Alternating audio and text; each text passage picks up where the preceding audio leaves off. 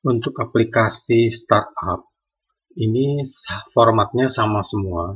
Yang membedakan adalah di sisi format pengisian data-datanya di sini. Jadi untuk pengisian setup adalah sama semua dan bisa dimulai dari pengisian data ini, rencana usaha terlebih dahulu. Ini contohnya di sini saya ambil contoh yang marketplace produk ya. Jadi nama proyeknya marketplace produk ya, ini bebas ya namanya, jenis usahanya marketplace ya. Contohnya marketplace ya, gampangnya adalah Tokopedia, Bukalapak, Shopee dan lain-lain. Produk utamanya ya produk fisik ya, ini sih bebas ya. Dan yang perlu diisi hanya 3 yang bagian atas saja, sedangkan bagian 3 berikutnya ini opsional. Di sini juga opsional, kecuali nama perusahaannya mungkin mau diisi PT Marketplace Simple ya. Oke, di bawahnya juga opsional. Nah, kemudian di sini untuk tanggal perhitungan usaha dan tampilan bulan di proposal. Kita lihat dulu tampilan di salah satu laporan. Di sini terlihat ini Januari, Februari, dan seterusnya, tapi 00 ini karena belum di setup. Jadi kita perlu mengisikan terlebih dahulu tampilan bulan di proposal. Ada 2 pilihan. Pilihan pertama adalah bulan 1, 2, 3, dan seterusnya. Dan kalau kita lihat di sini, itu akan muncul bulan 1, 2, dan 3.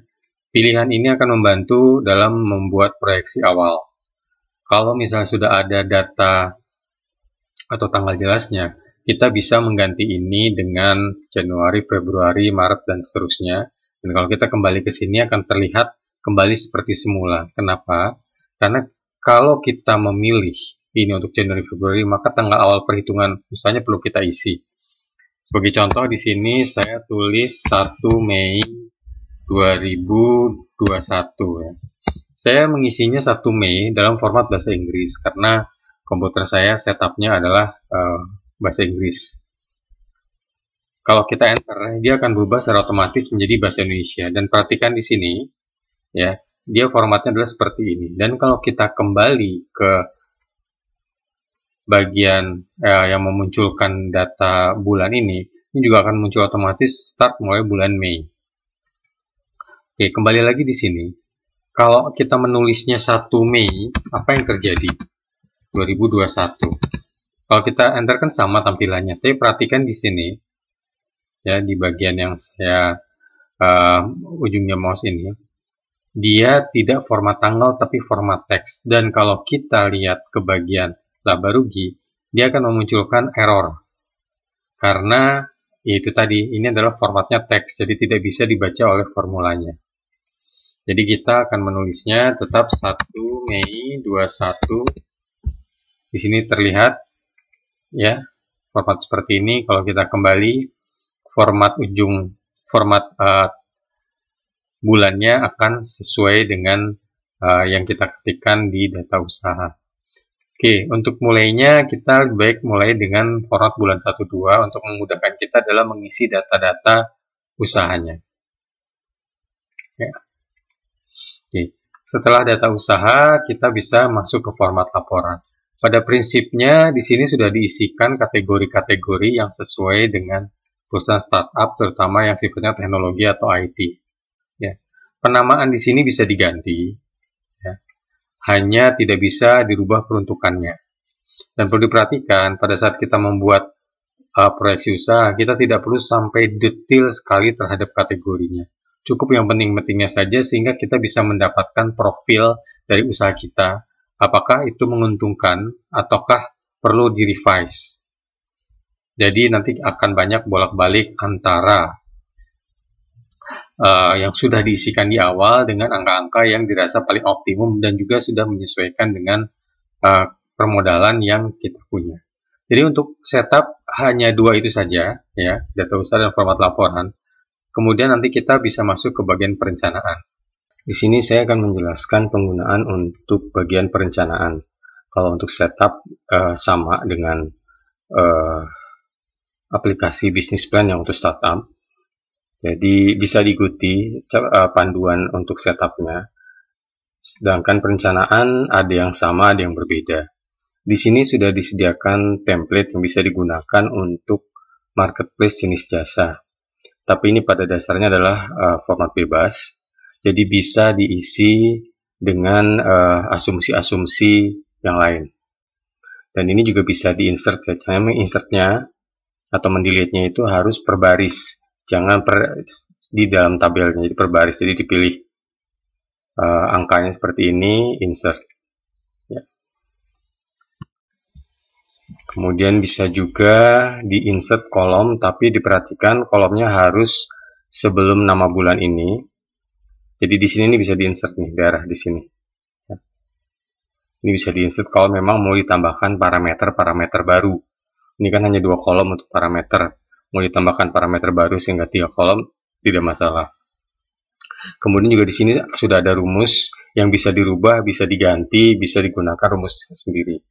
Di sini ini tombol untuk melihat. Jadi setelah kita mengisi asumsi, kita ingin melihat per tahunnya bagaimana, ini kita bisa menggunakan fasilitas grup yang ada di Excel. Dan ini kita bisa sembunyikan dan kita bisa munculkan dengan menekan angka 1 atau 2 di sini. Kemudian pada data-data yang ada di sini ini ada data asumsi. Untuk membuatnya muncul di laporan harus mengisikan kategori laporan ini kategori pendapatan dan kategori biaya variabel. Kalau ini tidak diisi, maka dia tidak akan muncul di laba rugi atau di penerimaan. Ya. Nah, ini dasarnya adalah kolom ini. Ya. Oke, saya akan mulai saja dengan ini marketplace jasa. Contohnya ya sudah pasti seperti Gojek, GoFood. Jadi jasa antar atau service. Jadi marketplace yang menyediakan produknya itu produk jasa. Jadi orang menyediakan jasa, bukan menyediakan produk seperti Tokopedia atau lain-lain. Kita masukkan misalnya asumsinya pengunjungnya ada dari aplikasi mobile dan dari situs web. Kita asumsikan saja pengunjung aplikasi mobile itu peningkatannya per bulan 10%, web 5%. Kita bisa mengisikan mulainya dari angka berapa. Misalnya per hari 100 berarti mulai dari angka 3000, ini juga mulai dari 3000. Ini kebetulan sudah ada formulanya. Ya, tapi kalau teman-teman mau mengganti dengan yang bukan formula atau misalnya bukan persen tapi menambahkan, tinggal dibuat formula yang sesuai dengan kebutuhan teman-teman. Misalnya per bulan tambah 1000 atau per bulan tambah 2000, kemudian setelah itu tahun kedua berbeda, ini bisa diisi manual. Ya. Kemudian ini mitra, ini mitranya penyedia jasa. Misalnya mitra barunya per bulannya ada kenaikan 10% juga. Dan di sini bulan pertama mulai dengan misalnya punya 100 mitra. Ya, ini bertambah otomatis. Kemudian pengguna jasa, ini kan total pengunjung sekian. Pengguna jasanya ada berapa targetnya? Misalnya 30%. Nah, kemudian nilai transaksi. Jadi sekali penggunaan jasa, itu berapa rata-rata nilainya. Jadi angkanya bisa variabel, dicari nilai rata-ratanya. Misalnya 25.000. Ya. Jadi angka sudah muncul otomatis. Dari sini, ini asumsi terhadap trafficnya, mitranya, kemudian pengguna jasanya sudah muncul. Jadi sebelum nanti ini bisa disesuaikan, dirapikan ulang ya setelah semua angkanya muncul untuk mencari nilai yang paling optimum.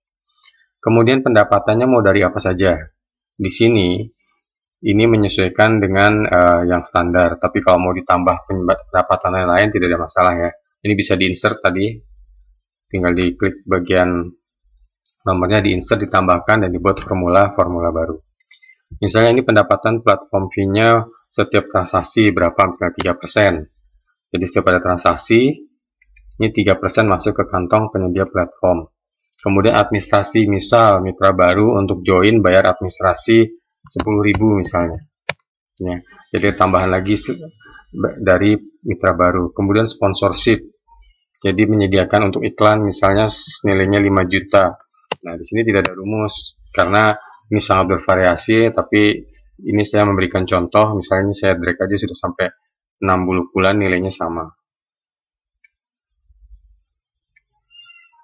Oke, kemudian partisipasi mitra. Misal ada iklan untuk mitra, jadi mitra bisa beriklan juga. Misalnya anggap 1% dari mitra beriklan, itu per mitra dikenakan biaya untuk beriklan misalnya 75.000 juga. Ini akan muncul angkanya. Sehingga kalau misalnya ini kita sembunyikan yang bulanannya, akan muncul perkiraan total pendapatannya. Oh ya, di sini formulanya belum ada, nih tinggal di drag ke bawah ya. Oke, jadi nanti kalau misalnya insert, jangan lupa untuk bagian ini di drag ke bawah yang berkaitan, terutama yang berkaitan dengan total.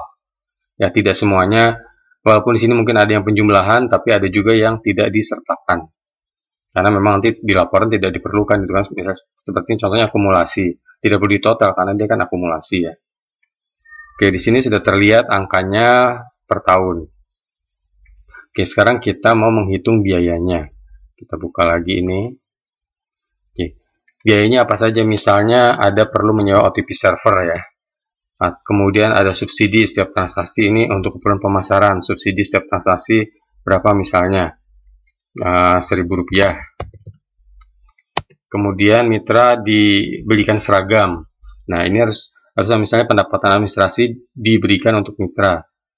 Nah, jadi anggap saja misalnya kalau pendapatan administrasinya dirubah 50.000, kemudian seragam untuk mitra 50.000 ya.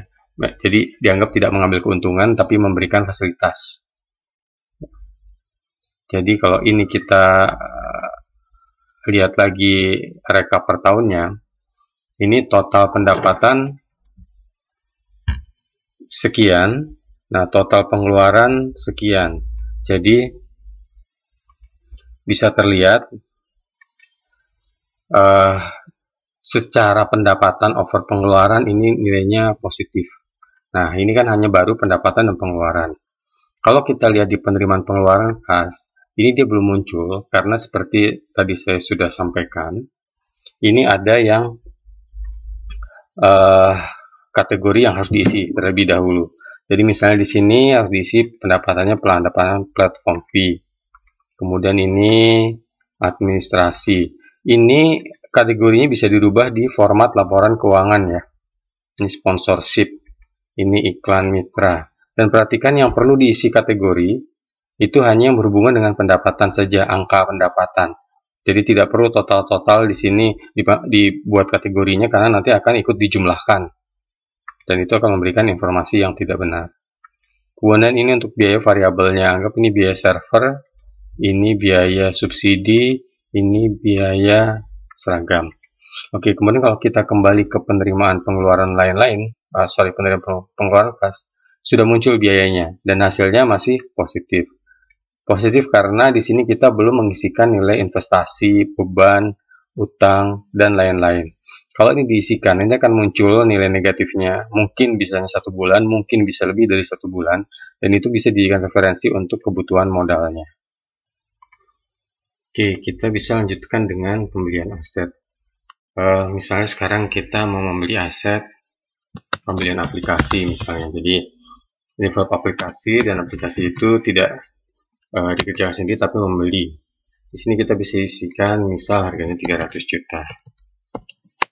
Oke, ya ini apa namanya? Ini opsional ya, tidak harus diisi. Kemudian aset lain apa? Misalnya renovasi kantor, pembelian komputer, printer. Jadi tinggal di list saja aset-aset yang ingin dibeli. Untuk kemudian nanti kita bisa tahu hitungan akhirnya terhadap modalnya. Renovasi kantor misalnya 200 juta. Komputer misalnya kita beli 5 komputer. Ini satuannya set.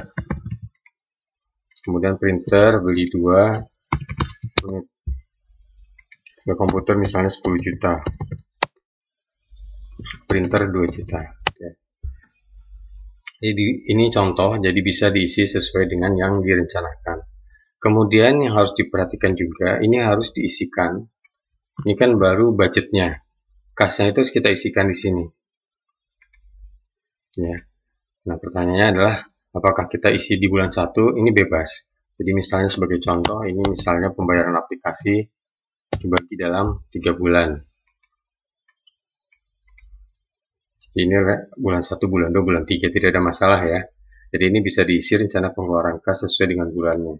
Yang jangan dilupakan adalah memilih kategorinya di sini. Jadi misalnya di atas aplikasi peralatan infrastruktur, sekali lagi ini bisa dirubah di format laporan keuangan. Komputer, elektronik, mesin operasional, printer, oke. Ya. Ini investasi, ini disediakan sampai 50 baris ya. Jadi ini sudah muncul angkanya semua. Sekarang setelah aset kita bisa ke pengeluaran operasional. Nah, di sini untuk operasional ini kita bisa sebelum di sini saya kembali dulu. Ini ada investasi non aset ya. Yang dimaksud investasi non aset itu sebenarnya sama dengan beban operasional, hanya ini pembayarannya di depan. Sebagai contoh yang paling umum adalah sewa kantor. Sewa kantor tidak bayar bulanan tapi bayar apakah itu per 3 bulan, 6 bulan atau bayar per tahun. Dan juga seperti kita membeli domain. Itu kan bayarnya untuk 1 tahun. Kemudian hosting ada yang bayar bulanan. Kalau bayar bulanan tempatnya tidak di sini. Ini untuk membayar yang langsung sekaligus, misalnya hosting untuk 3 tahun. Ya. Saya akan kopikan saja data dari aset ini. Jadi saya tinggal mengcopy. Ya, kalau kita copy paste-nya mesti as values ya. Nah, ini penggunaan per bulannya. Jadi sebenarnya yang mau dilihat adalah dihitung adalah penggunaan per bulannya karena ini bagian dari laba rugi. Jadi dimasukkan bulan pembayarannya atau bulan pembeliannya. Periode penggunaan ini 80 juta digunakan selama 12 bulan sehingga per bulan jatuhnya kira-kira sekian. Kemudian yang seperti tadi jangan dilupakan untuk kategorinya. Misalnya tadi ini sewa kantor ya, ini sewa tempat semua. Kemudian biaya pendaftaran anggap saja ini masuk ke pengembangan usaha. Hosting bisa masuk ke biaya server, beban server dan hosting ya. Jadi ini diisikan kategori di sini agar muncul di laporan laba rugi. Kalau kita melihat ke penerimaan dan pengeluaran kas, ini sudah muncul pengeluaran kasnya untuk yang beban operasional tadi, yang investasi aset dan investasi aset ya. Yang perlu dilakukan berikutnya adalah tadi pengeluaran operasional. Ini juga sama, ini saya akan coba copy juga dari data yang sebelumnya sudah dibuat.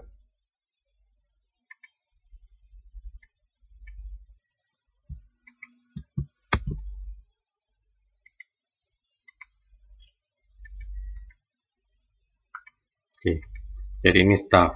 Kalau mau ditulis satu orang juga tidak ada masalah ya. Dan ini adalah biaya per bulan sehingga totalnya kalau per tahun rumus bisa dibuat sendiri ya. Oke, nah sekarang rencana pengeluaran kas misalnya bulan pertama hanya 1 direktur misalnya. Jadi di sini bisa diisi 15 juta dulu. Kemudian staf yang lain belum ada dan telepon ini masih 500.000. Jadi ini pengeluaran kas bisa di set dan referensinya ada di sini. Ya. Setelah itu bulan kedua dan ketiga baru full. Ya. Mungkin teman-teman bisa lebih detail di sini. Oh sorry. Ini harus space as values.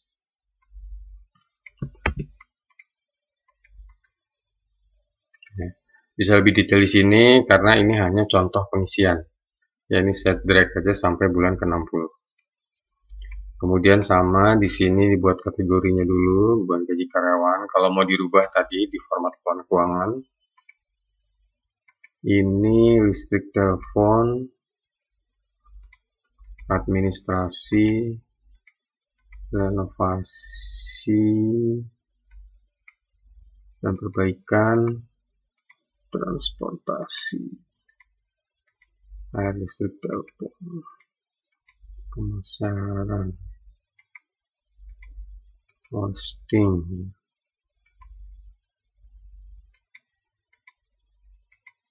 pengembangan usaha. Ya, jadi di sini ada pengembangan usaha yang mungkin berbeda dengan pengembangan usaha yang sudah diisikan di investasi non aset tadi. Ya. Jadi tidak ada masalah. Prinsipnya adalah kalau bayarnya bulanan bisa diisi di sini. Ya. Tapi kalau bayarnya sekaligus diisinya di sini.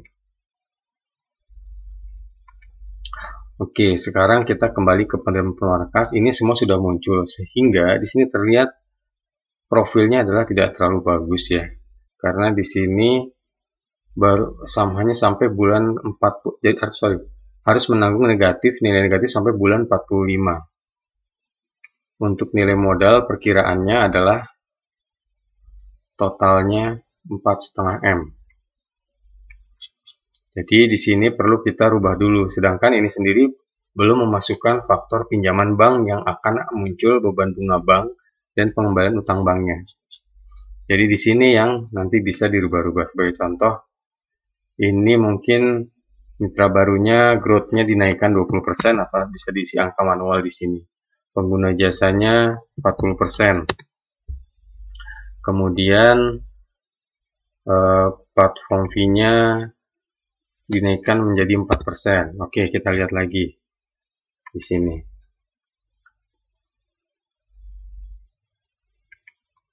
Kita lihat kebutuhan modal hingga bulan ke-29. Oke.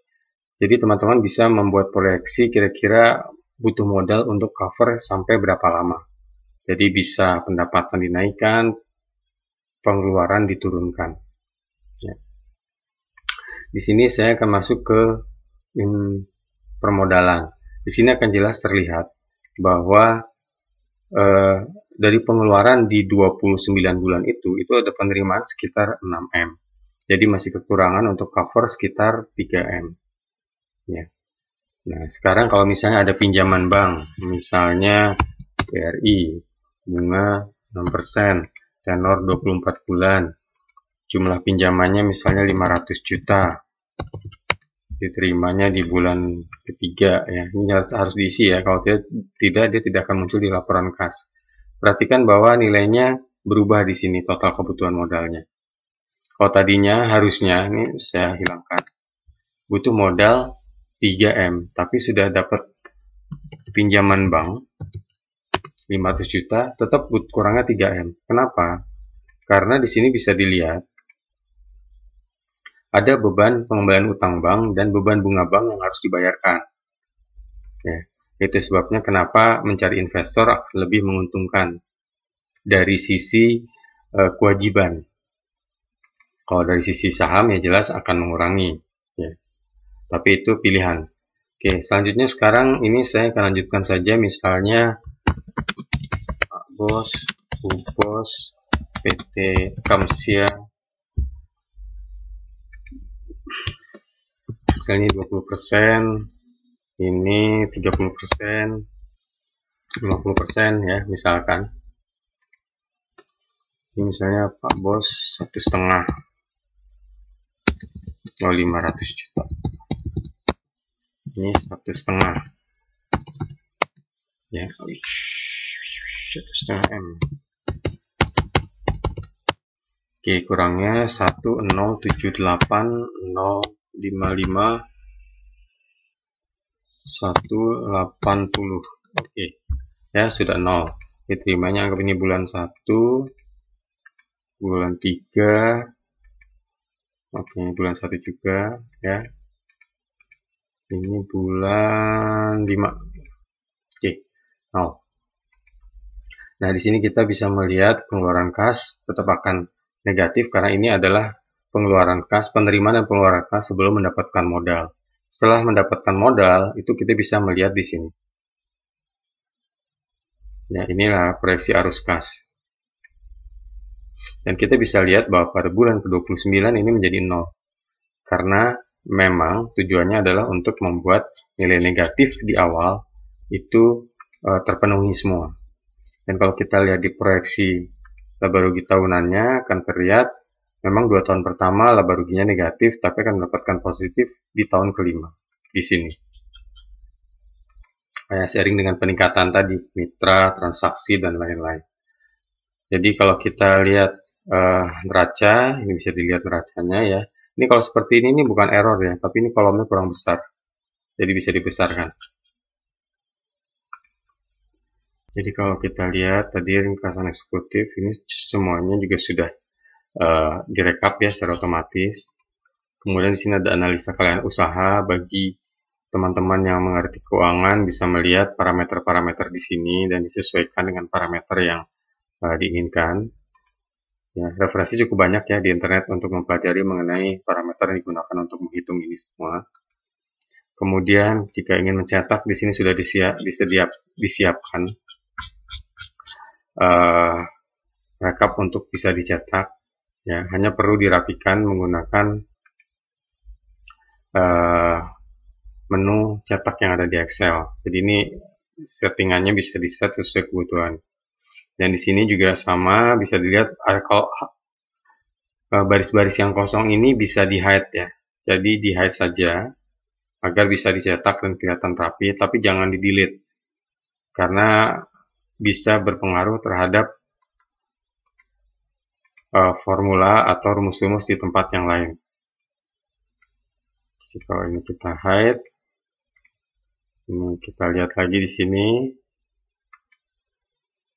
ya.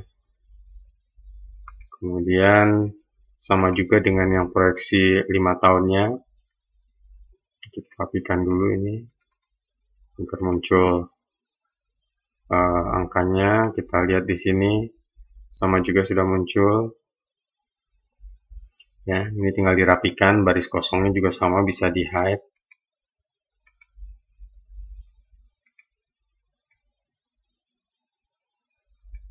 Ya, di belakang, kalau rumus ini ada di belakang grafiknya ya, jadi kalau ingin dilihat bisa dipindahkan dulu untuk dilihat rumusnya. Kemudian tadi baris kosong ini bisa di-hide tadi.